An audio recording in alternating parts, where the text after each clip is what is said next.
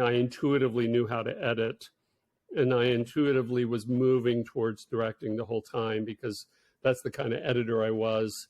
Even on my very first job, I remember saying to the editor, like, I think it would be better if you did it like this than that. And he was like, who the fuck are you? Like, you're just this guy I hired off the street in Texas, Yeah. And I remember one time he got really angry at me because I had a very strong idea of the way a certain sequence of scenes should be constructed.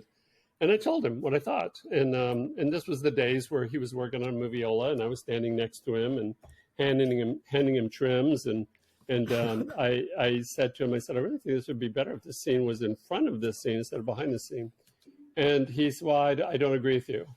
And so that was the end of that discussion. And so then the following day, I went out to pick up lunch, and Bruce Beresford, the director, was like, oh, I'll walk with you, Norman. I'll go with you down to pick up the lunch.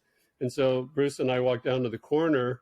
And while we were walking down the corner, I was like, Bruce, I really feel like the sequence of this scene, the sequence should be this scene and then this other scene, not the way it is currently in the cut. And so we got back to the editing room, and Bruce was kind of like, Norman had a really good idea when we were out at lunch. And oh God, I got in so much trouble. I mean, it's so fortunate. It's so fortunate that I wasn't fired right at that moment. And,